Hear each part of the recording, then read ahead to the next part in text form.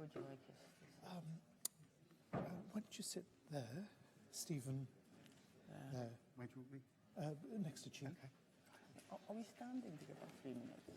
I beg your pardon? Are we standing to do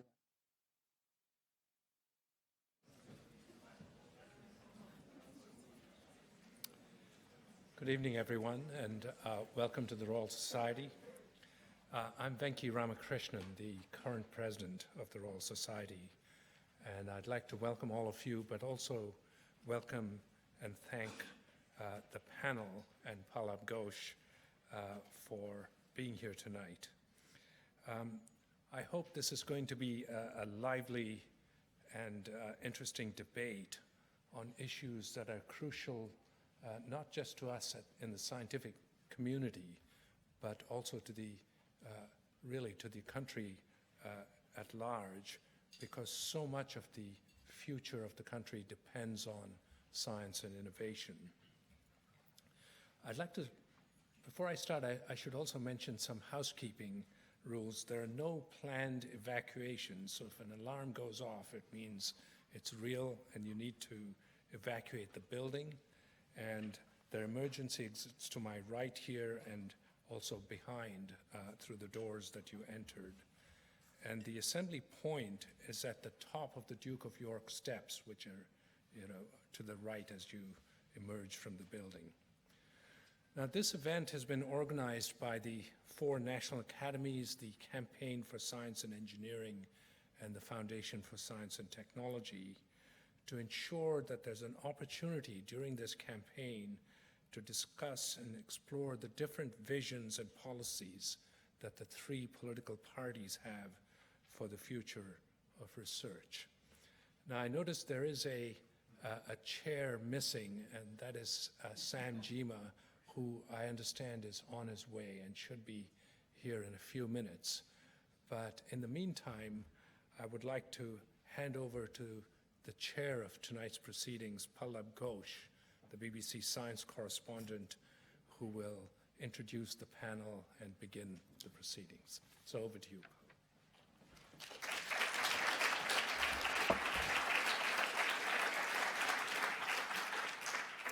Thank you very much, Venki, and thank you all for turning out. What a fantastic audience.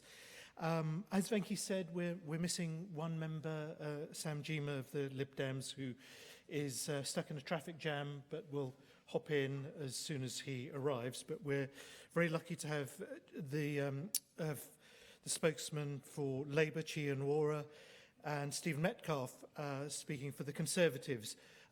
In case you're wondering why just 3, it's because we invited the political parties with the largest representation in Westminster.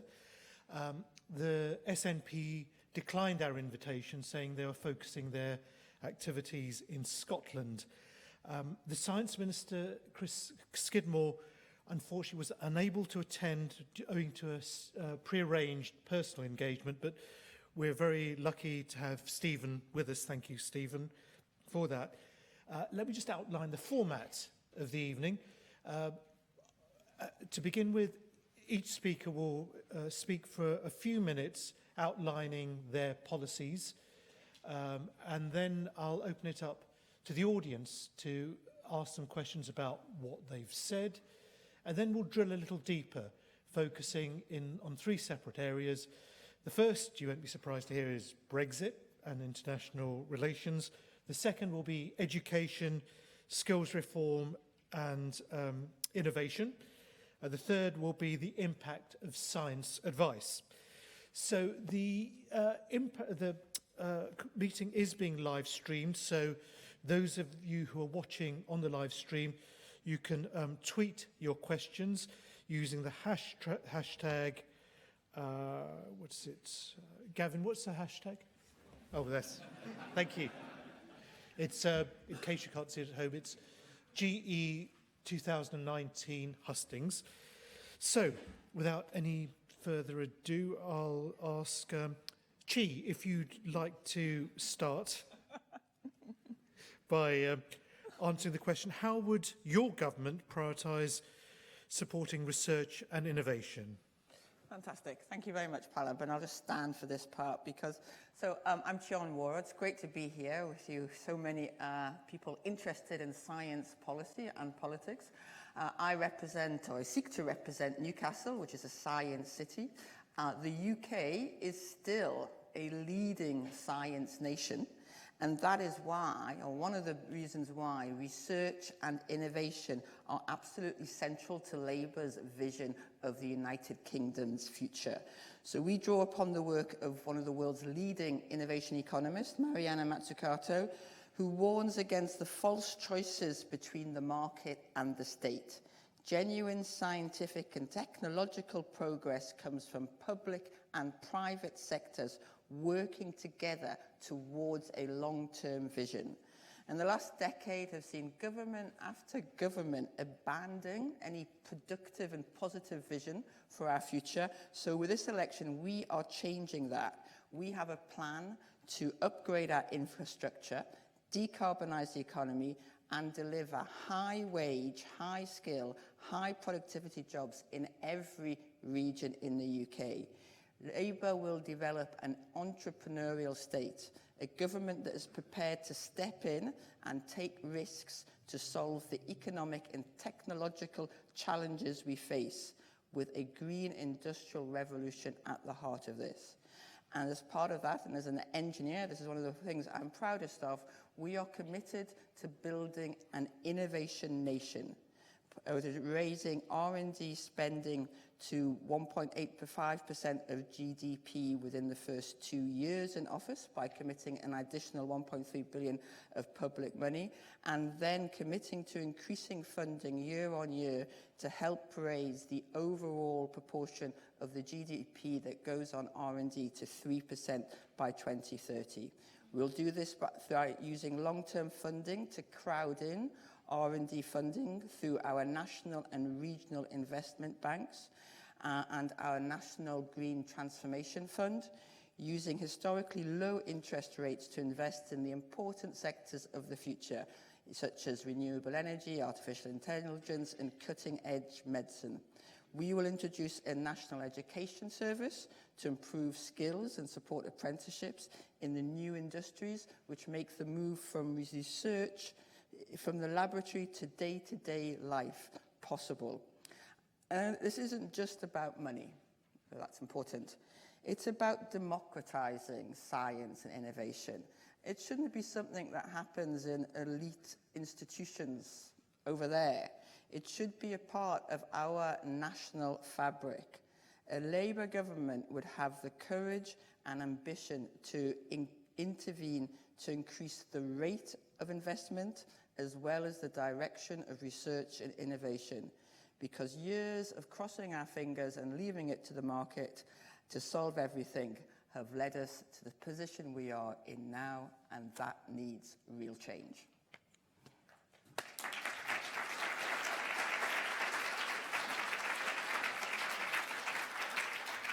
Thank you, Chi. Just one follow-up before we come to Stephen. In the previous election, Labour was committed to scrapping tuition fees. Will you be doing the same? And if so, how are you going to make up the shortfall that universities will face as a result? Well, we are absolutely committed to scrapping tuition fees as part of our national education service and national education commitments. And when our manifesto is published on Thursday, as in the last manifesto, which was 2017, which was fully costed, there will be a fully costed and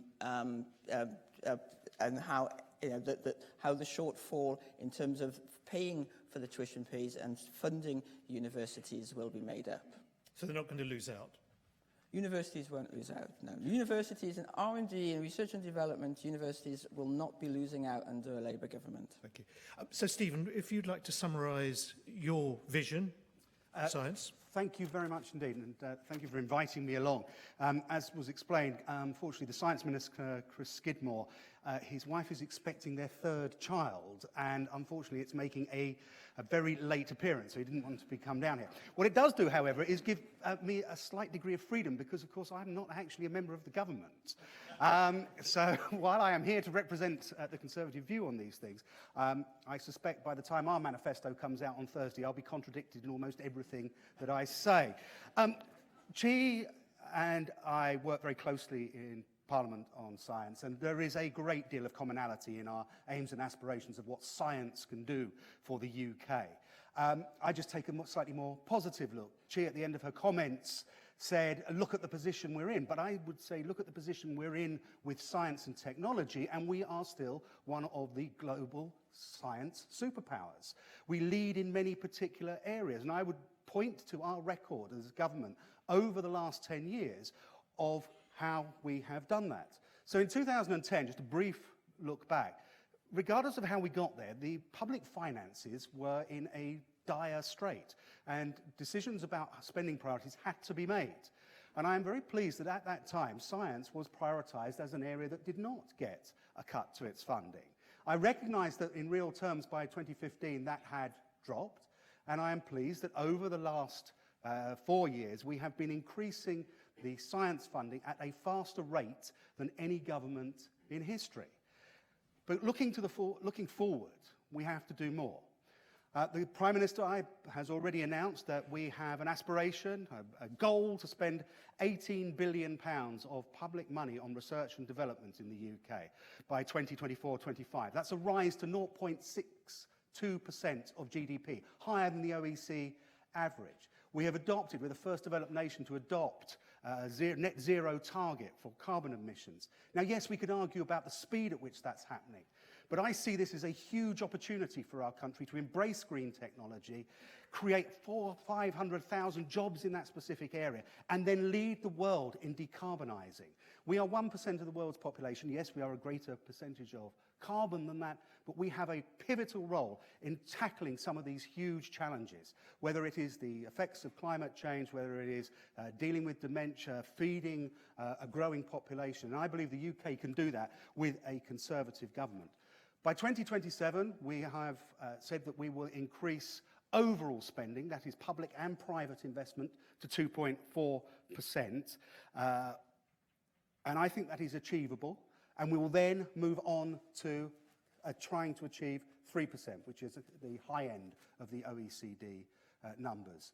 But there's no point in making false promises that can't be delivered.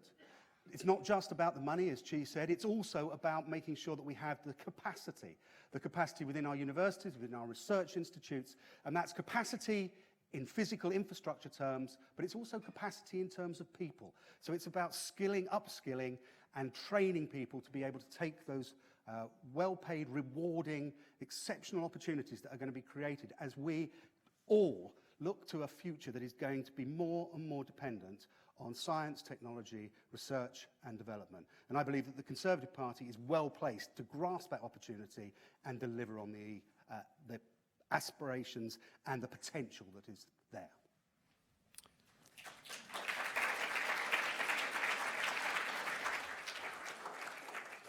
Thank you, Stephen.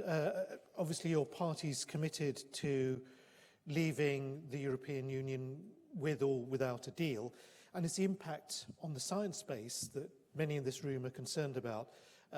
Theresa May and Boris Johnson have both said there's going to be a close relationship with the EU. That's their intention. Whether the European Union wants one is another. But are you able? Will the Conservative government go for full membership of Horizon 2020? Yes. Okay, that was easy. Now, and Horizon Europe, its successor programme as well, assuming that it's created in the proper way, but yes. Okay, thank you. So now it's your chance to ask questions about what you've heard. As I say, we'll be going into more detail about Brexit and science and innovation and the science advice a bit later, but just based on what they've said, what are your questions? So there are floor walkers throughout that would choose questions. I'm going to ask for 4 questions to start with, one after another. And if you can just give your name and how you should be described. So the first question, please.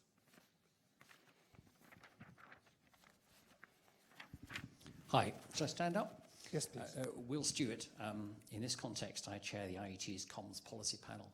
I'm also co-investigator on a major project at Southampton generating next-generation fibre. So, obviously, we were all terribly pleased to hear that everybody supports full fibre, which is fantastic. What slightly worries us is that full fibre is another thing. It's like a glass highway. I don't mean it's necessarily free, that's another discussion, but it can carry a huge range of alternative services on top of one fibre.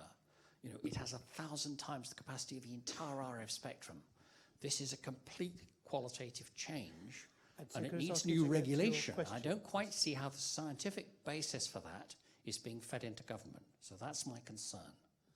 Okay? Okay, sorry, Mr. Question, sorry. Sorry. just the middle bit, because I think Pallab was trying to get I'm you to very say- sorry. So your question is, if you could just repeat the final question, I'm very sorry. The question is the regulation necessary for a full glass highway in the UK? Is the science behind that being fed into government? Because that seems vital to me. Thank you. As I say, I'll just take questions in batches, just for the efficiency of the process. Can I have the second question, please?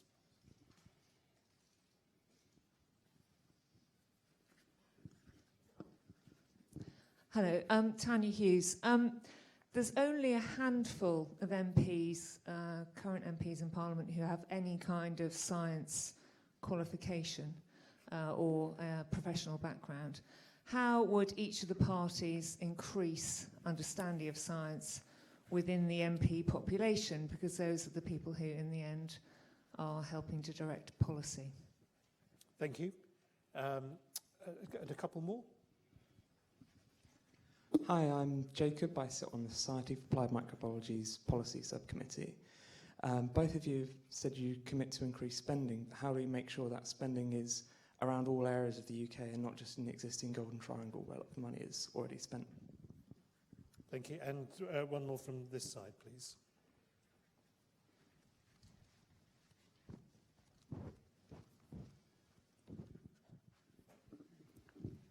Good evening, Dr. Shlomi Har. I'm a Royal Society International Fellow in Imperial College London.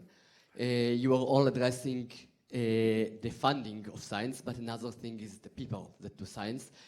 I'm not a European citizen, therefore I went through the very difficult process of getting a visa and coming here, coming from a well-developed country, Israel, and on an exceptional talent visa. Those processes are not easy and are very expensive. To support a family in London and to pay those fees for your one-year-old child is not something that we all can do. If you want the UK Academy to stay world leading, how are you going to address it and bring the international talents here? Thank you very much. Before we get on to the answers to those questions, welcome, Sam. I'm sorry you've had such a dreadful time getting here. We know what London traffic is like. Would you like the opportunity to speak for a few minutes just to summarise Lib Dem policies, or would you like to jump straight into the questions? I'll do it quickly. Yes, please do. Which is, thank you very much, and my apologies for being late. The Lib Dem position is essentially that science is an international exercise and requires international collaboration. To be able to do that, obviously it requires funding, and we need to continue the levels of funding that there are. But you also need to have the right platforms for international collaboration. And we see that the basis of that as being collaborating with the EU and the rest of the world. We do not see those two as alternatives. We also consider that it is vitally important that the free movement of people that we've seen carries on and continues. It is essential for the multilateral collaboration that we have with the EU.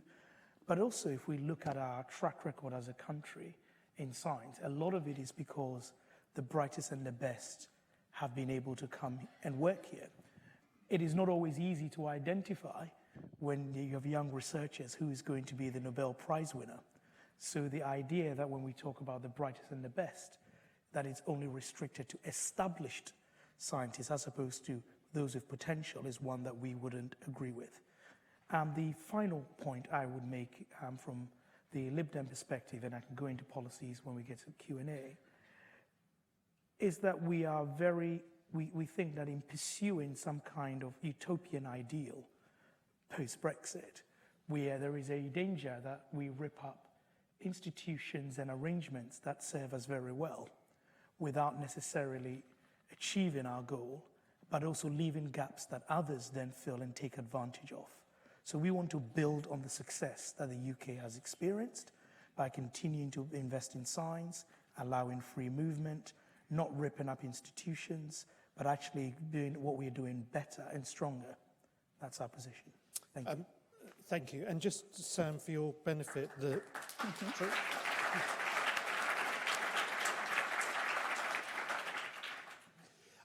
just for your benefit, the questions that were asked as you're approaching the stage, the first question was, is enough science going into the development, to regulating full fibre broadband that's being inserted? The second one was, are enough MPs scientifically literate, and what can we do about that? We also had a question on visas and the perception that people might be being put off applying to come to this country as a result of Brexit. So if we can take the last one first.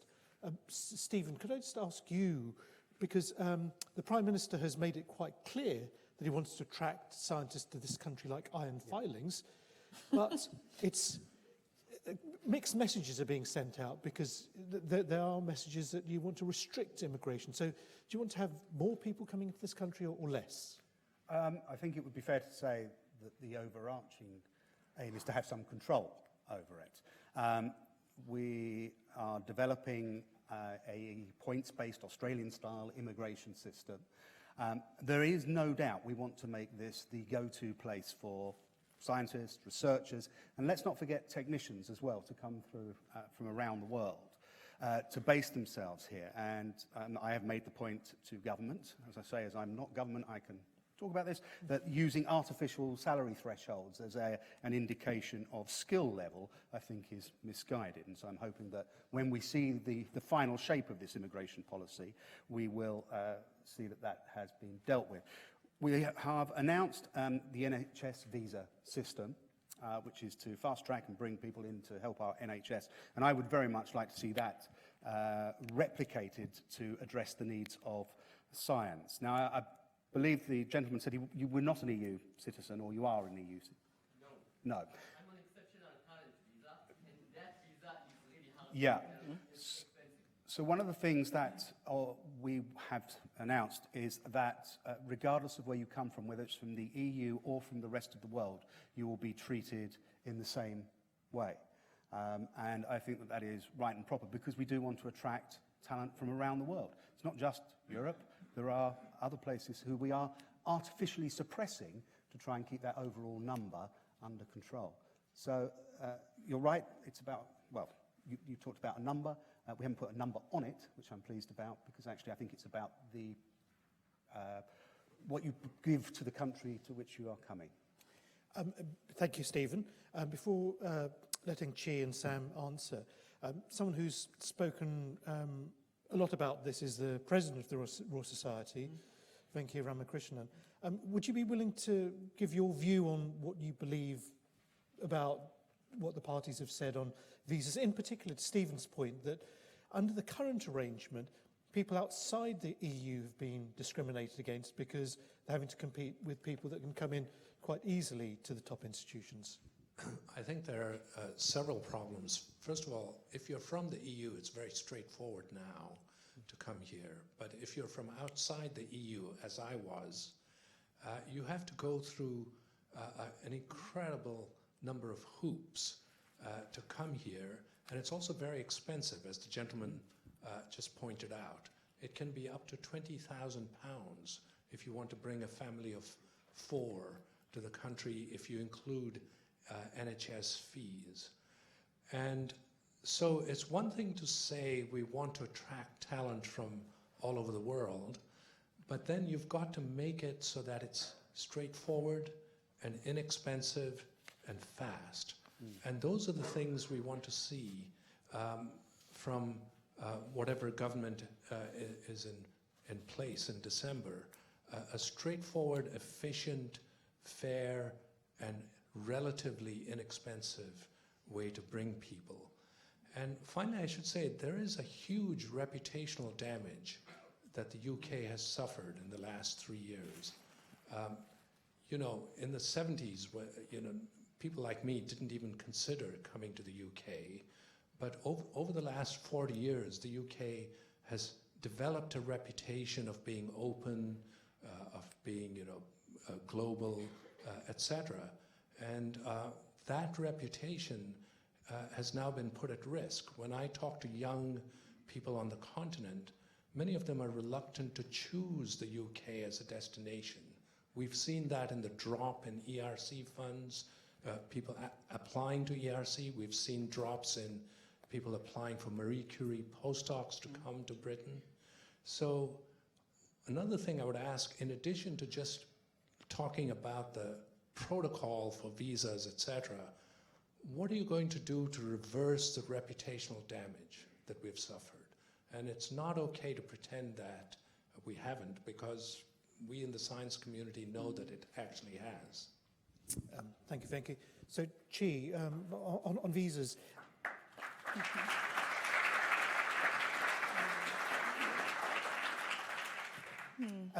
Labour's position on migration is also unclear. Are you for free movement or not for free movement? What's your position generally, and also specifically to do with attracting scientists, not of the very highest level, but at all levels? And we've said quite clearly that we will not put an arbitrary cap or figure on what, and certainly not a salary-based figure on what should be, on what immigration levels should be. We've also said that we will continue, we want to have a close ongoing relationship with the European Union, and after we negotiate a credible Brexit deal, we will put that back to the people for a final say on whether to accept that deal or whether to remain in the European Union.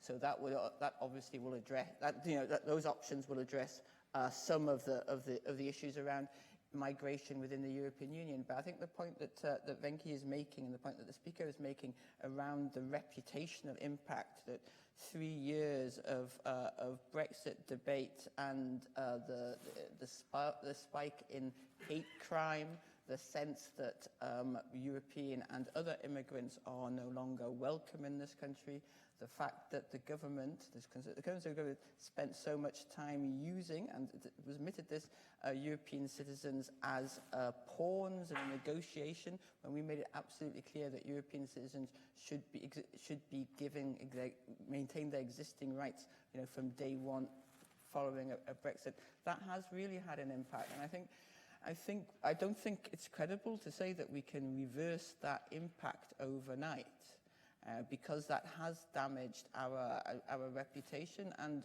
as I'm speaking to researchers in universities across the country, they have been put off, and also the collaboration, the international collaboration, the UK is not seen as a desirable partner so much. So I think the way that a Labour government will address that is firstly by having clearly ending the hostile environment, having a more open and welcoming system, but also by putting science and innovation at the centre of our reputation, and that means by working within European Union, within the Horizon programs, but also internationally. And I'm the chair of the All-Party Parliamentary Group for Africa, and we did an inquiry recently into the visa challenges that African scientists and others have in coming here.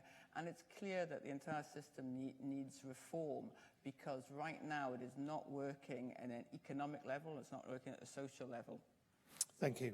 Sam, clearly the Lib Dem policy is to revoke Article 50 and you continue with free movement. But what about the scientists that are finding the current system from outside the European Union? What's your policy on trying to make that easier or keep things as they are? Thank you. I think the Lib Dem position is essentially that we are better off remaining in the EU when it comes to science, and that when I listen to the government's current position, which says that we want to make it as easy for other scientists in other parts of the world other than the EU to come here, what they're actually doing is leveling down rather than leveling up, right? We have, our current situation is free movement within the EU, and what we're doing is we're saying, okay, if you're from the EU, you would have to go through the same difficult hoops that others have had, and somehow that is an advantage for this country. I think it will set science backwards. If we want to be this scientific superpower that we say as a country that we want to be, we've got to will the means for the ambition to be meaningful. And that means not seeing the movement of researchers, academic scientists as a migration problem to be managed.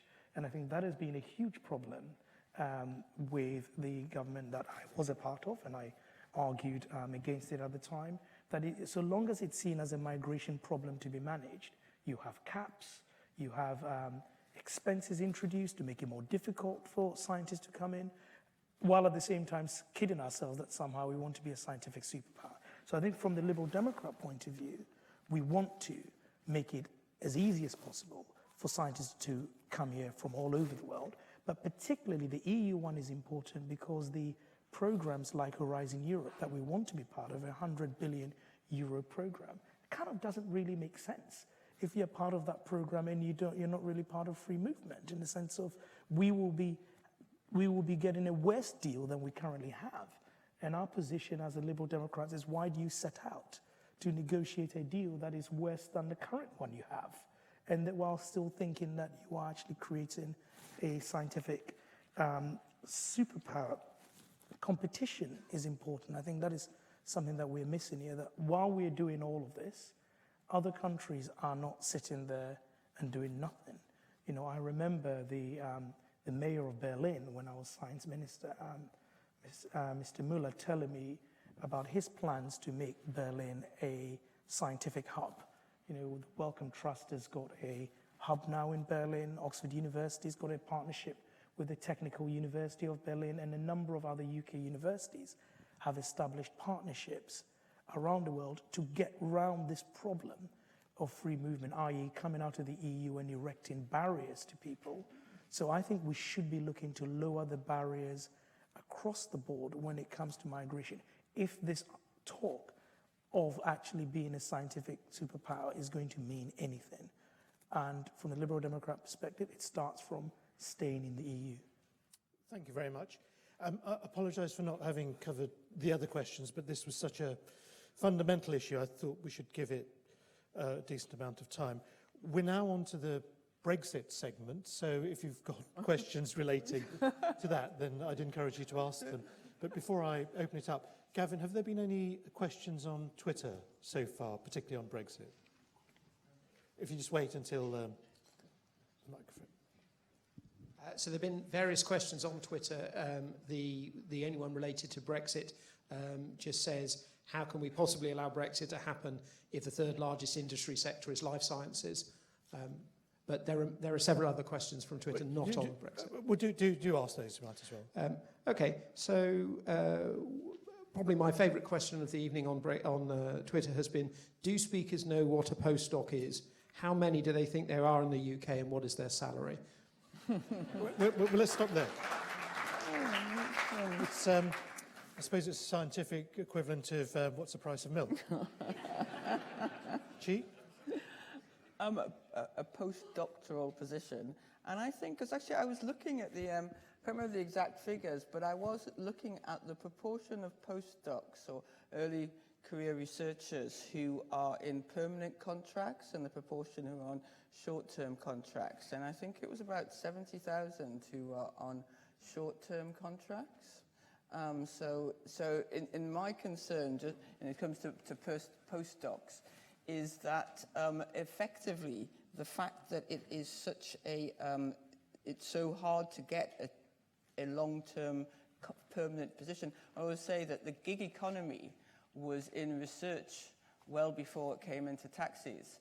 It's the impossibility or the difficulty of having a family life, of planning, in the way in which the early research careers is structured, is a real barrier not only to sort of mental well-being and effective research, but it's also a real barrier to diversity and to having more women, more working class, and more BAME researchers. So one of the things that we will be doing is ensuring that we can look at ways in which to ensure that postdoc contracts are longer term.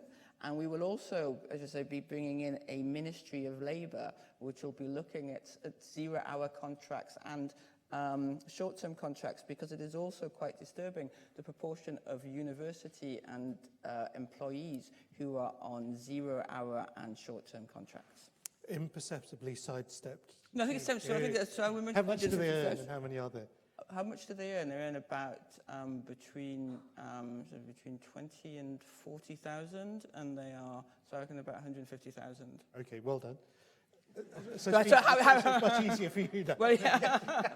I was going to say... But did you have any thoughts on how hard it is at the moment to be a postdoc? Yeah. As you may or may not know, one of my previous roles is that I am a former chairman of the Science and Technology Committee and sat on it for many years, 2010, 2015. And we looked at this as one of the issues. And, G mentioned about the lack of diversity in certain areas, and it is short-term contracts particularly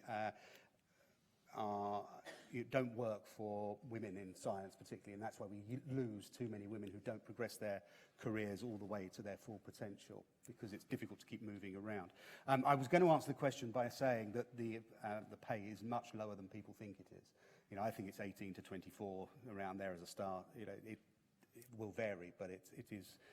People are doing it for the passion of the science, not for the financial reward at that point. I'm not sure what else I can say on that. But it's disappointing we didn't answer the other three questions, because they were quite interesting. What did you do? Well, briefly, I mean, I think the regulation of full fibre, this is a problem that technology changes faster than parliamentarians, governments can cope with, which is why, of course, there is a network of scientific advisors across government, and there's again, the Science and Technology Committee was very keen to make sure that network was robust, and they're the ones who should be advising the ministers on what the actual implications of this and what regulation is needed. Science backgrounds in Parliament is a perennial question that comes up. I do not have a science background. I worked in an industry that was transformed by science and technology, the printing industry. But we want people from all backgrounds. What we actually want is people who are passionate about things. I'm passionate about the science and technology and the potential that it has both at home and abroad. And how do we spread that message? It's through the use of all-party parliamentary groups. So I chair the Parliamentary and Scientific Committee, but I also chair a group on AI. And our role is to try and engage with parliamentarians to make sure they understand the changes and potentially rapid changes that are happening around them. And then the third question was from Jacob around place, or around making sure that the spending is spread equally across the country. And that is absolutely right. It's no point in just focusing and concentrating money into the Golden Triangle. We need to make sure that it is spread equally amongst our fantastic universities. And of course, that's what I think the industrial strategy sets out to do, is to try and make sure that that money is spent where it can best be used. Yes, I'll come back to you, but there was a whistle stop. I'll let Sam answer the postdoc question and any of the points that Stephen's made. Yeah, I think she was actually spot on in terms of her range on the salary and the numbers. And the Brexit question around life sciences, I think is a proxy for, is a good question to address in terms of the stark choice that is before us now, because if you go for a hard Brexit, that has huge implications for our ability to associate with research programs and the life sciences industry in particular. But on the other hand, if you go for the other choice where the Labour Party is talking about nationalising medical research, for example, at a stroke, 6 billion that is invested in medical research by Big Pharma disappears. And you'll be expecting the Exchequer to make up that difference. That's not true. Well, let me finish and you can challenge it. So I see that you've got two extremes, hard Brexit or going down the path of nationalising things like medical research, neither of which are good for our life sciences, pharmaceuticals industry, which employ thousands of people. I agree actually with what Stephen said on place and the need for research funding to be balanced across the country.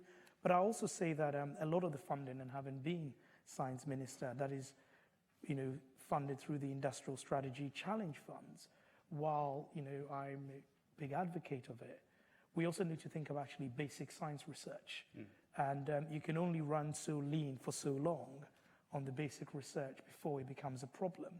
And there is a danger that politicians focus on the big research projects and what can come out of it. But actually science is about serendipity, and what you want is great basic research, more multidisciplinary work, and the funding should allow that to happen rather than politicians trying to game the system too much. Well, just to address that point, I mean, Sam, truly, honestly, talking about public funding for research as nationalising research is really taking a kind of libertarian approach to the extreme. We're talking about public funding for pharma research to address the areas where the current market is not successfully delivering, particularly around public health. And one of the examples is antibacterial research, for example. So I think that our funding for research is specifically targeted, public health funding, on where the market is clearly, there's market failure. And I just do want to mention, because I spent 6 years in Ofcom looking, as a head of technology, looking in detail at fibre design, fibre network design. And I will say, it is not rocket science, and if it was rocket science, it's like we haven't moved on. We have had a lost decade. I spent a number of years trying to get Ed Vaizey, the digital minister, to say the words fibre, fibre broadband. I failed. It's the fact is that we are at 10%, whilst Korea has rolled out a fibre network. And the point about having people in obviously. Since I left Ofcom, the technical talent has somewhat reduced, but I do say so myself. But I think the serious point that is that it needs to be properly funded. Ofcom has been giving more and more things to do with less and less money. So we need experts. We need the people who know these things, and then the advice comes in to government, because this is not rocket science. But it is important to get it right, and you do need to have a platform on which competition can thrive from different players. And I do just want to address the thing about place as well, because as a Newcastle Geordie, I have been so distressed by the neglect of the Conservative and the Lib Dem coalition over a decade. The North has fewer science jobs. The whole of the North has fewer science jobs than Cambridge. And just let me remind you that we did start the Industrial Revolution, so we do know a thing or two about science and industry. And one of the things that we are saying is that our National Investment Bank would be a network of regional investment banks, which will a third of the National Investment Bank's spending, which is 250 billion over 10 years, will be for research and development. Will be for research, development, and innovation. And that will be based around the country. And obviously, we have a number of other policies too, in terms of the green industrial revolution, delivering green technologies and green jobs in our industrial heartlands, but rebalancing our economy, looking north, moving part of the treasury north. These are all parts of the way in which we would ensure an innovation nation in every corner of the country. Chi, how do you ensure that money goes to the best places rather than the politically most desirable places? Well, that's a really good question. That's a challenge that all governments look at. And if you look at the funding that comes out of Innovation UK, for example, and the research developments, it is focused very much, or the proportion in the research in the Cambridge, London, Oxford. Whereas interestingly, European Union Horizon 2020 funding was more evenly distributed. So what we need to do is ensure that the organisations have or directing public funding have the skills and the expertise and the distributed funding to be able to choose the best projects locally, and also devolving local decision making in local industrial strategies, so regional industrial strategies, so that the regions can decide where their economic future lies. Thank you. Now we'll go back to the audience now. As well as questions, you can make comments on what you've heard or not heard yet. So for the next round, there's people at the front, I think, are being neglected. Robert Lechner, please, from the Academy of Medical Sciences. Thanks, yeah. Robert Lechner. I wanted to pursue the topic of industry because it's come up. So life sciences is one domain in which we are particularly strong in the UK, and we should be very proud of that.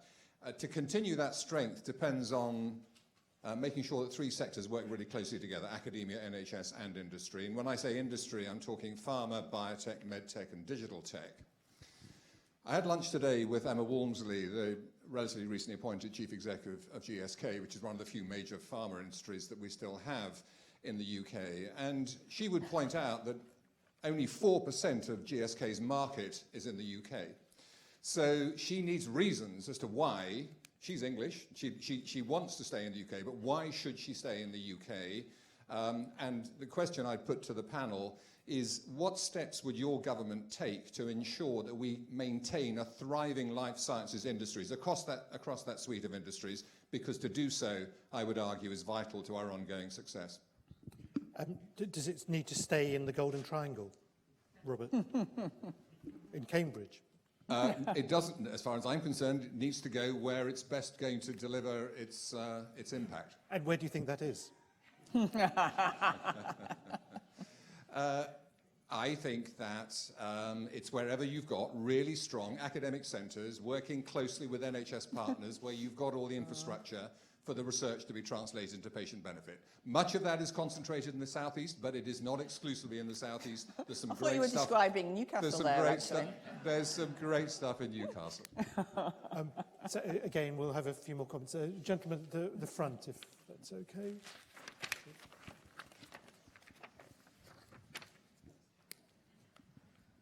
Hi, thank you. I'm Mitch Tatowicz. I'm a news editor at the Research Fortnight magazine and chair of Association of British Science Writers. My question is, high-tech nations such as Israel or South Korea, they already invest like more than 4% of GDP into science. Why aren't you guys more ambitious? Why isn't the UK aiming for something more than 2.4 or 3%? Okay. And a couple more.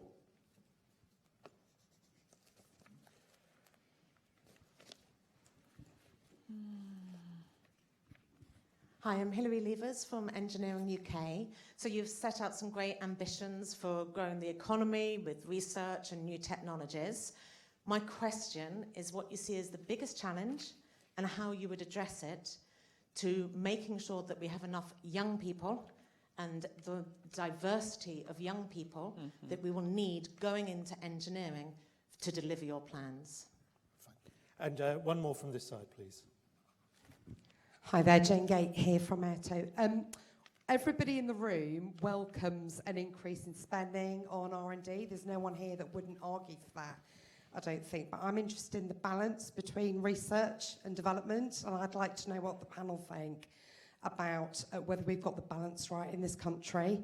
So there are other countries that have got a much more even balance between the early stage research that's going on in universities and translational research that's going out through public sector research establishments. May I ask what you think? Well, in the UK, the balance we reckon at Airto is about 1 to 10. So we think for every, let me get this the right way around. So for every £10 that's going into research in universities, we think only about £1 is going into translating that out into industry. Whereas if you go through to countries like Korea, South Korea, I should say, The balance is much, definitely South Korea. The balance is much more even. And, you know, the question is, we're putting all this fantastic money into wonderful stuff that's going on in universities, but then, you know, is it making it through to the marketplace? Are we getting a return on investment for public spending? Thank you. I'll come back to you in a second, Venki. So we've got some great questions. The promise of higher GDP, I just want to, if you could incorporate in your answer, in that you're all claiming to try and get to 2.4% of GDP or even 3% of GDP in a few years. But how realistic is that? Are you really going to be able to spend that money? And also, just the final question here, is that are you really going to get industry to put the money in? Because at the moment it's facing uncertainty, it's having enough difficulty making a profit, let alone double matching any government investment. There's also, this time I won't ignore the questions, how do you have a thriving life sciences industry, and what are you going to do to support young people in getting into science? So Sam, would you like to kick off? Thank you. I think the answer, I mean, if I take the GDP question first, and I think the Lib Dem commitment is 3% of GDP on R&D. But where we all have to be honest is, I think across the political spectrum when we say this, or certainly from our side, is that we anticipate that to be a mixture of private and public funding. And it's currently 1.7%. And if you look at countries like Germany, they are already at 3%. So by the time we get to 3%, you know, kind of they would have probably raced further ahead of us. I think the EU average is around 2%. It is a big commitment, and I think that if you do want to achieve what is a huge commitment, you know, if you to go from 1.7% to even 2.4%, which was the previous government's target, that would have been 80 billion over a decade. It's huge. And to do that, you need the industry that are high investors in R&D to want to base themselves here. And that is the challenge with the pharmaceutical industry. So that if you are pursuing a hard Brexit, while at the same time committing yourself to a GDP target, that is a percent of GDP investment innovation target, that can only be achieved if those industries stay, then it is a fantasy target. You just will not be able to do it, which is why we genuinely think you've got to remain in the EU if you want to advance the course of science. And it's all well and good thinking about new institutions that can do this new investment in new money, whether it's a UK, you know, ARPA or whatever it is. But we have excellence. And I think it's very important that we don't ignore the existing excellence that we have in our universities in search of something that we think is better. So therefore, the other part of the question, which is how do you keep life sciences here? I think you need a stable economic environment. You need a pro-business environment, just like you need for any other industry. But we need our universities to thrive, and that is something we haven't really talked about, that most of, obviously, our research comes out of universities. And if university funding, the university funding environment is undermined in any way, you would be damaging not just the excellence of our universities, but the quality of research that comes out of our universities that has impact on our ability to punch above our weight, and that a lot of these pharma companies benefit from. The biggest challenge, and sort of how do we address it in terms of, I think she was saying in terms of the money and how you spend it.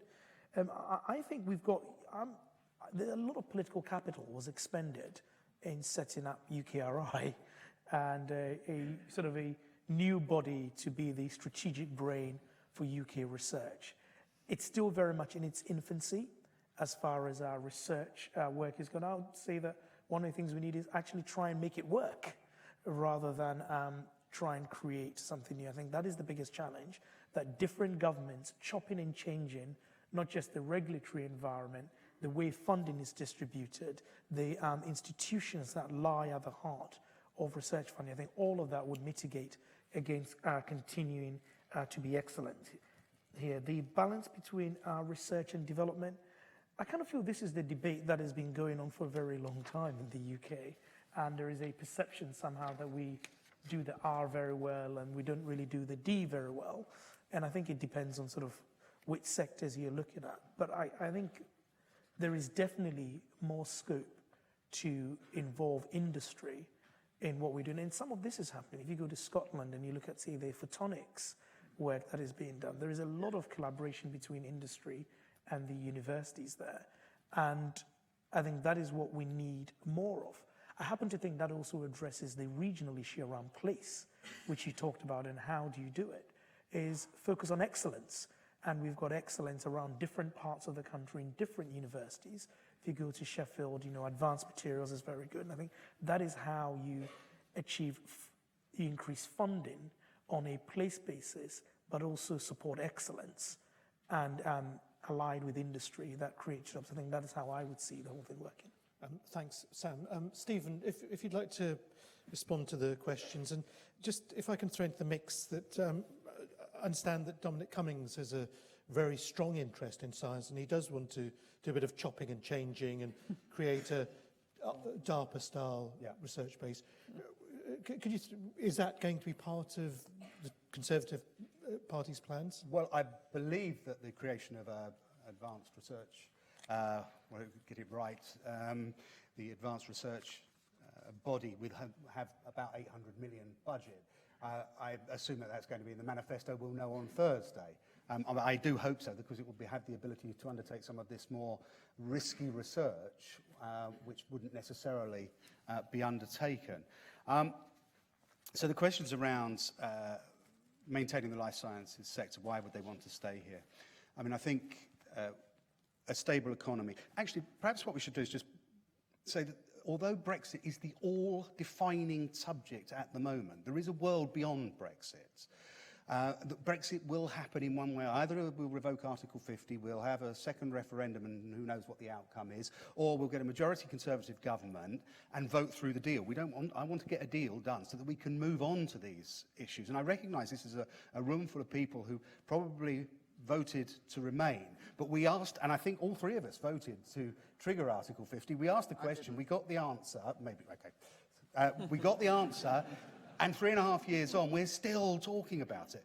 I mean, I just think we need to move on so that we can actually address some of the bigger issues. So, if we can get Brexit done, then a stable economy that is growing on the projections that I've been made aware of at the same rate as France, projected to grow faster than Germany and Italy and Spain, that is a fundamentally good thing, because it's that allows us to spend money on research and development. First aiming to 2.4%. Yeah, it would be great to make a commitment to 4%, and you're right, we should have higher and greater ambition, but let's get to the 2.4 first. Let's see if we can actually do that.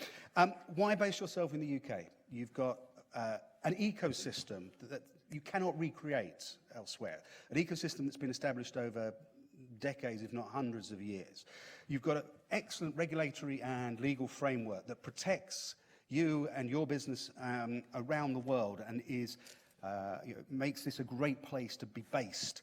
We've got the R&D tax credit, which I think has leveraged about £25 billion worth of additional investment in research and development, and we're committing to spend an additional £9 billion per year between now and 2024-25.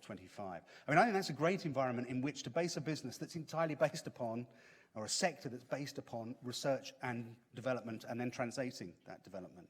So I think I would always encourage people to stay here, and why would you not want to? Because once we have this issue of Brexit done, we can create a system that encourages those people, as I said earlier, to come from around the world and collaborate in whole new ways that we may have been artificially suppressing.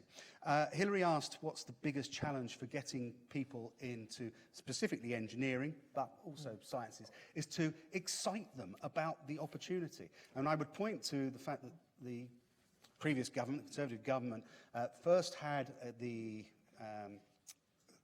Year of Engineering. 2018 was the Year of Engineering, and I was very fortunate that I was the government envoy for that, and went round, and we aimed to create 1 million direct interactions between young people and engineers. We actually got to just over 5 million.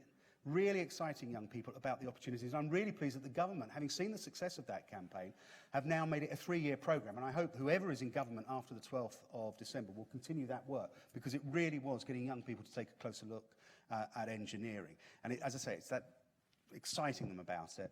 And then the final question, I think, was around the balance of spending. And you're right, and as a Science and Technology Committee, we looked at this a number of times. We've made recommendations to government. We've worked, and I think the government is taking on board, how do we get more of that R translated into the D?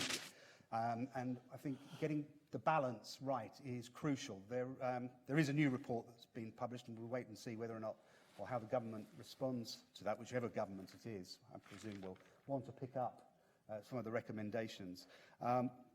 But unless you get that balance right, either one end or the other is going to fall. If we don't put enough money into the blue skies research, then there won't be anything to translate at some later point. So getting it right is absolutely key. And I don't think it should be down necessarily to governments to direct how that is done. I think that's more for the science community and the individual sectors to work out and make recommendations. Otherwise, governments are in danger of directing how science funding is spent. Thank you. Chi? Well, I'll start with getting a more diverse and bigger engineering base. You know, I'm a chartered electrical engineer, and when I went to Imperial 30 years ago, 12% were women, of engineering students were women, and now I think we've moved to the amazing figure of 14%. And so, you know, we've had a lot of failed sort of initiatives in that time. What I do think, you know, is, and I, you know, obviously perhaps I would say that, is to have a government which really champions and believes in engineering. Engineering, I mean, I think in Britain we need a strategic engineering capability. Engineering is absolutely going to be essential for addressing climate change, for ensuring that we have, you know, that we meet the challenges of an aging population. That is it. So exciting. I think it's exciting young people about engineering. And particularly, I find in our speakers, I spoke at some of the climate strikes in Newcastle, where young people were really excited about the prospect of the role that engineering can play in achieving net zero by the 2030s. For example, to have ambitious targets like that, which really inspire people, but also to have the investment, which means that not only are there the jobs there for engineers, but they're also that these targets are not simply being talked about, but are going to be achieved. And then the other big, obviously we need decent careers advice in school, which is something that we've lost. But the other big thing I would say is to have our national engineering service. So, you know, it's 6 years of free education, you know, at any point in your life. Because I often meet young people and older people who wish that they had taken up, but wish they'd studied engineering, or wish they paid more attention in the sciences. But in this country now, past the age of 24, you have no entitlement to a free education. So, and we also need to transition people who are working in carbon-intensive industries into, you know, the low-carbon, high-tech industries. So, for that reason, to address this, you know, the skills gap in engineering, and also the lack of diversity in engineering. And if we don't have a diverse engineering workforce, we will never have engineering and technology which is humane or reflects our real needs. You know, those need to be addressed. And then I would, in terms of research and development, I mean, you know, Stephen, you're right that there will be life after Brexit, we believe, but the fact is that the deal that Boris Johnson has done is, if he tried to design a deal which was bad for art research and development, he could not have made a better job of it. You know, when it comes to, you know, the absence of absence of a customs union, not having, you know, not the immigration caps, the lack, we've still got no deal on the table if we don't have a European trade agreement within a year, which is or an extension. or an extension, yes, unless we have another do or die situation. Those are real barriers. But in terms of being a place which is attractive for people, for companies and life sciences particularly to invest in, and as I said, that we would negotiate a credible Brexit deal and then put it to the people. You want long-term, you want to know that long-term the UK is an attractive place to invest in. We are, one of the most important issues for companies like yourself is to have the skills here that you need, the skilled workforce, and we are absolutely committed to have, as part of the Innovation Nation mission. And also, we have the NHS, a fantastic, one of the most successful health systems in the world, and a huge source of both of public health and public data to be able to drive real innovation and support for the diffusion of more innovative health technologies. And we want to ensure that that is done in a way which supports, which is people-powered and supports citizens in order to be able to have that kind of personalized health, which is going to make such a difference to people. But just finally, I think in terms of the how do we get our R&D more development? And I do think that we're talking about going for 3% because 3% is the lead. That would make us a leading nation. 2.4% is average. 3% is leading. But the Campaign for Science and Engineering have done a lot of modelling, which shows just what a challenge that is to get that kind of increased public sector spend. Right now, given our GDP is about 2 trillion, we'd be looking at 60 billion overall for 3%, which is almost double what we're at now at 37 billion. So we really need to, sort of hugely increase both the private sector, and one of the key ways we want to do is supporting great companies like GSK and the automotive and other sectors, but also, retail, construction. These are low productivity, low technology sectors now. Actually, most people right now work in retail. So we've said that we will set up a retail catapult, which will both support, new technologies in retail, but also support their diffusion. So we're increasing productivity, we're increasing innovation throughout our economy, through what we call the everyday economy, as well as the sort of high-tech economy. And that is how we can reach the 3% private and public target.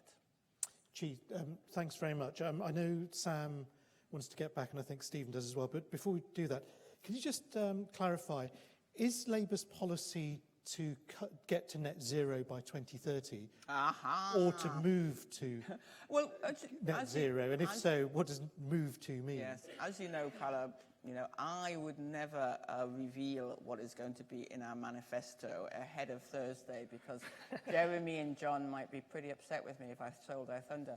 But what we voted for in conference was, and I forget the exact wording, but it was to set an ambitious target of net zero by 2030, and I understand that the manifesto will reflect that. And I'll also say that that is the whole point about a target, is that it should be ambitious, and rather like saying we want to put a person on the moon by the end of the decade. This is going to be something that will inspire, be able to inspire. Well, there's whole ambitious and there's impossible. Yes. And you know what? When you don't have ambition, almost everything is impossible. Okay. Sam. Interesting answer. I just wanted to pick up on the question on engineering skills, because I noticed I didn't touch it in my answer. And one of the scariest things for me being a minister is when politicians sit around the table to try and discuss how you improve or increase the number of scientists or engineers. And firstly, I remember being in such a meeting, it was around higher education funding, and everybody is like, well, we should basically stop people from doing history and English, or any of these humanities, and everyone should start doing science and engineering. And I just sort of asked, what did everyone study around the table? And around the table, everyone had studied the humanities, which I thought was funny. And then you sort of easily slip, the next step from that is you slip into sort of tractor production type figure approach is, what she was saying, we need a national engineering service that would just sort of churn out these engineers. National Education Service. Oh, I think most people would think it would be nice to have one. But churn out these engineers who would all sort of set up the new Googles and work in fusion technology and all of that because they've been churned out. And the truth is you need both. You need people who are creative, you need engineers, and you need both. I think, how do you increase the number of people, the pipeline of talent? It starts with the school system. One of the things that, so the school system and making people more interested in, I think you've got to start at the very, very young in primary school, that science has got to be not just something people do, but something that children are excited about. And I think when you look at the research, children are wild and excited about science, and then it gets about the age of 11 or 12 and it tails off. And we haven't really developed a sustainable way of keeping that interest going. So that's the first thing. I think if you look at programs in the US, like the Challenger program that came out of NASA, they run all these programs that just keep young people interested in and excited about science. The second thing is, I think, how science is actually taught at school. The way you study physics now kind of is still predicated, if you speak to, as though you're going to be doing a physics PhD. But there are probably a lot of people who can engage with some of these subjects at a level where you might not do a PhD, but actually you are incredibly numerate and you have a facility and understanding of the concept. I was always attracted to the new university, I think one in Herefordshire, that was doing engineering degrees, but people who may not have studied engineering. And I bet you there'll be someone in this room who'd say, well, unless you've done it properly, you can't be a proper engineer.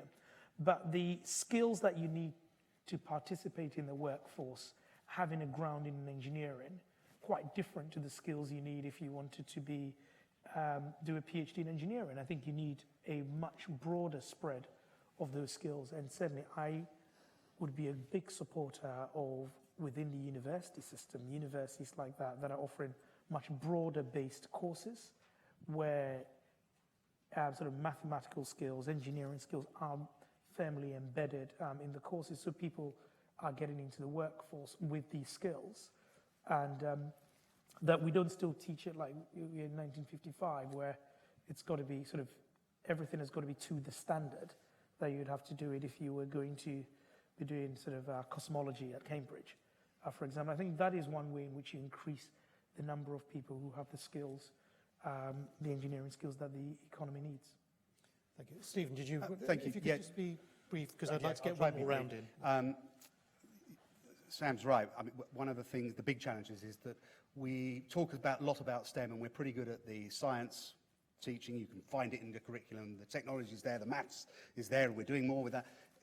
It's very difficult to point to where engineering specifically is within the school curriculum, and I think we need to do something more to find a place for engineering. I have my own views, which is that it could possibly be part of a design, technology and engineering reshaped curriculum program, and I think that would help embed it across the whole country. We talk about the 2.4%, you said it's average, but what we do with that 2.4% is well above average. I mean, pound for pound, the UK science-based punches well above its weight. So it's right to have a greater aspiration, but you expressed a challenge. I'm not, sorry, I disagree with that. I mean, I think we do in terms of scientific publications, but when you look at our productivity, which is a huge gap, where we are way behind, largest gap that's been for, we have a consistent gap, but it's getting bigger than if we need to have that, we have to translate that success into increased and better productivity for our country. Thank you. I have to say that, goodness me, we're having a thoughtful, civilised discussion. Three main parts. It'll never. Perhaps the rest of This should be the one on ITV tonight. So well done to you. Now, I know Venki wanted to get in. Sarah, and is James Wilston in the audience? Would you make yourself known? No, he's not. I know James. Oh, yes. So Sarah first, and then Venki. Hello, I'm Sarah Main. I'm the director of CASE, the Campaign for Science and Engineering. Thank you all so much for taking part in this evening's discussion. What I wanted to ask about was actually just following on from Pallab's point, that what strikes me is that in this particular year, this particular general election, hustings we're having with you, you have a feature in common, which is each of your parties have made significant and ambitious commitments towards increasing R&D investment. And yet this year, probably more so than others that I remember, you have really significant differences across your parties about your vision for the UK and how your parties would each deliver for society and your plans for international collaboration and so on.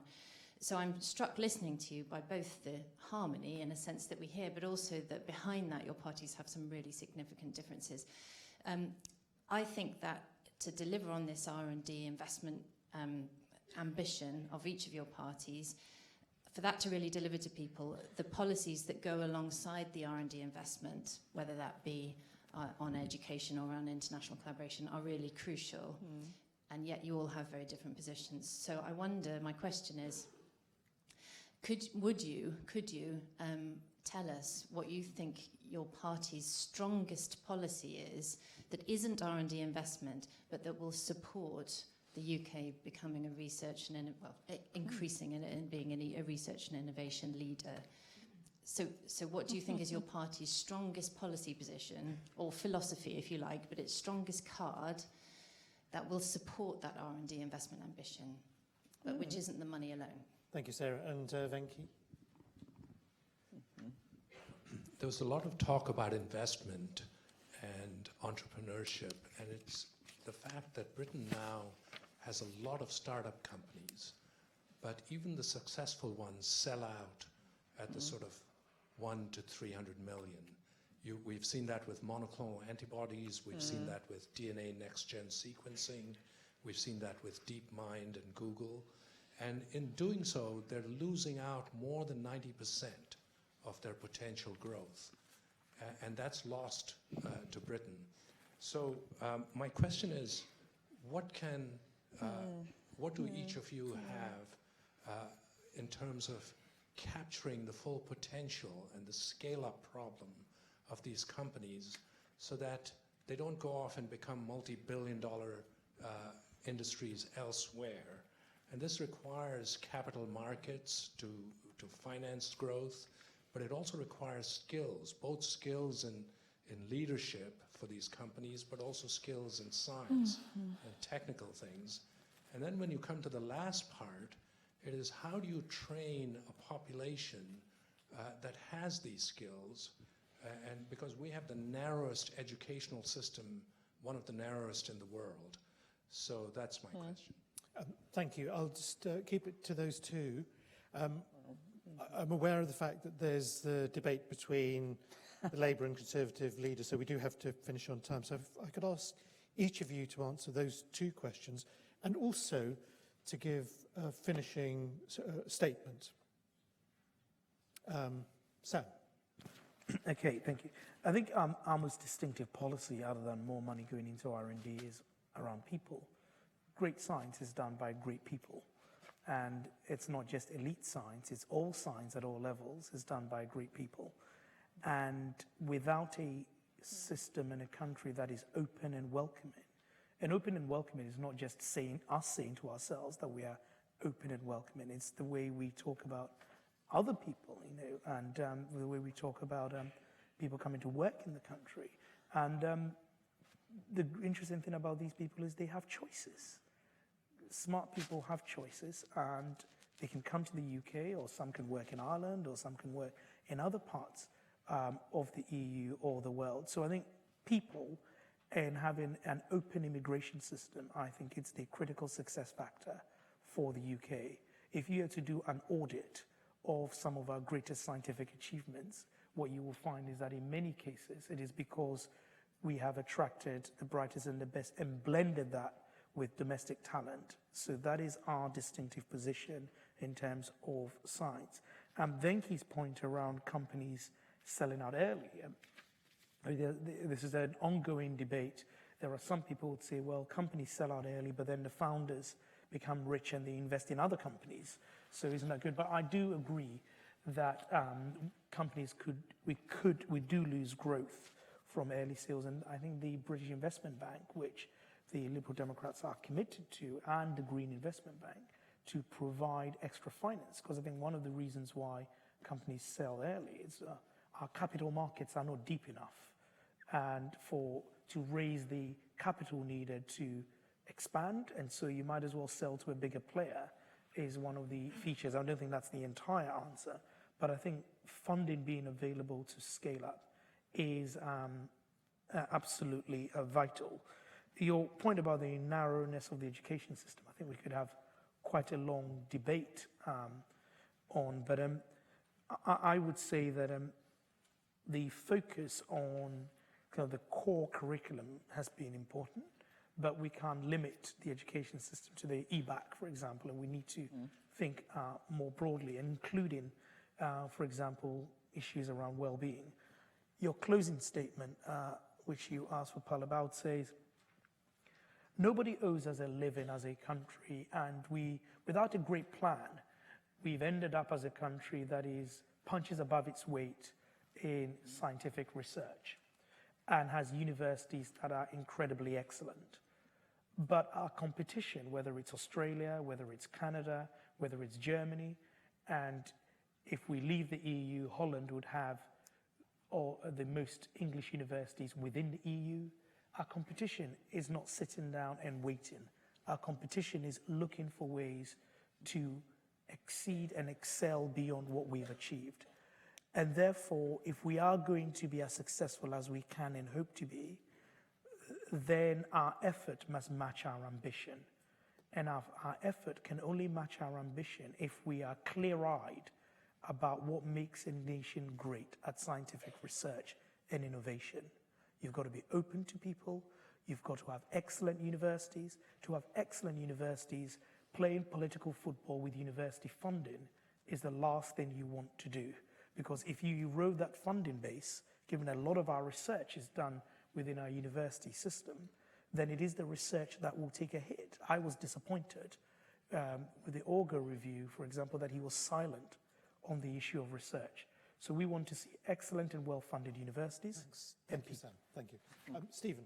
Thank you. I'll deal with Venky's point first, if I may. The mid-cap company sellouts is a real problem.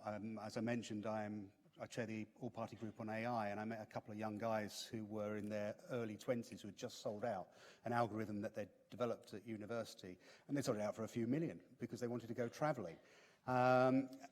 Which you can completely understand. They wanted to do the science. They didn't want to grow and run a business and start worrying about. So maybe the solution lies around mentoring. I mean, yes, there is issues around patient capital and investment and access to the funding. But I think there's also another issue of how do you keep the enthusiasm that you have when you develop that business in a business that becomes a corporate entity rather than stops being what the fun bit was that you had in the original concept. That isn't a conservative policy, it's just an idea, I think, of how we could perhaps deal with that to try and keep that innovation here in the UK. The strongest policy, I suppose, there is no doubt that Brexit has been divisive. It has dominated the political agenda over the last 3.5 years. My deep desire is that we get a deal, the deal that's on the table, we get that done and we move on as soon as possible. I fear that if we have yet more delay and chaos and potential revocation and new referendums, that none of this will be resolved. And we will still be sitting here in 1-2 years not addressing the other big issues of how do we make our way in a world that is becoming ever more competitive, where people want to eat our lunch effectively. And I do understand that not everyone will share the view that they want to get Brexit done, but I think it has been such a dead hand on things, we need to move on. That said, I think the policy around how do you make the UK, putting Brexit to one side, a science superpower, or maintain its position, is by working on all the factors simultaneously, by having an education system that isn't as narrow as it has been, that recognises that you have choices when you finish your first stage of education, that you can go into technical education, higher education, or further education. But those three can allow you to transfer between, so that we're creating that skilled workforce, that if we are able to leverage up that funding on research and development, the workforce is there to make the most of it, and we can address that productivity Steve, gap. if I can ask for the closing statements. That probably was it, that we have to get it done, we have to move on and make sure that we maintain our position as a global science superpower, and I best believe that that's done with a Conservative government. Thank you so much. Fantastic. So our National Education Service is the NHS for the innovation age, and that will help ensure a broader education experience throughout people's lives, so people have more choices. And in terms of the mid-cap sellouts, our National Investment Bank will help provide funding at different ranges. But I'm going to give you a slightly, and I think some of what others have talked about there is important in terms of mentoring and support. But I'm going to give you a slightly different answer as well. We need a denser innovation ecosystem so that people have choices. Yes, they may want to sell out and go traveling, but there's more businesses, there's more, and people have choices to move on. And I think a really important contribution to creating a denser innovation ecosystem is decent infrastructure. And our National Green Transformation Fund will ensure that our infrastructure investment, and this is transport and also digital, etc., becomes up to OECD levels. And I think one of the consequences of that will be to have easier travel and communication, and help create that denser innovation ecosystem that we need across the country. I could have used that as one of the policies that will support in research and development innovation, but actually what I'm going to say is it's not a specific policy, but it is, if you like, our entire vision for policies, which is the green industrial revolution. Because what that does is it's something that, on the doorsteps of Newcastle, when I talk about a green industrial revolution and, in our industrial heartlands, it means something to people. Young people in primary schools, when we talk about saving the planet through a green industrial revolution, that inspires people, it brings people together, it brings departments together, it's transport, it's business, it's education, and that is something that we can, lift out from the gloom and doom of Brexit, and actually something that can inspire people going forward. And that's really important, because I think in the closing statement, and Stephen talked about the finances. Austerity was a political choice in 2010. The US did not do austerity, the US did stimulation, and that austerity agenda created not just poverty for millions, but it also created a poverty of ambition. And when I speak to people across the country, they're positive about our plans, but a decade of being told they need to limit themselves, the wage cuts, flatlining investment, it's all got to be less, less, less, has taken its toll. So we want to bring ambition back into people's lives. We want to create an innovation nation, one that provides jobs people can be proud of, and which follows the direction that people and the planet need. And I really hope that the scientific and engineering communities will support us in that. Thank you, Chi. And the evening now draws to a close. Thank you very much, particularly to the organisers, for having this discussion, because science and innovation is so important to our lives, our futures, our economy, the planet, and it's getting so little coverage in the mainstream campaign. And thank you all for giving us your answers. I hope you're able to get it on the agenda more than it is now. And thanks to you for your great questions. So thanks very much.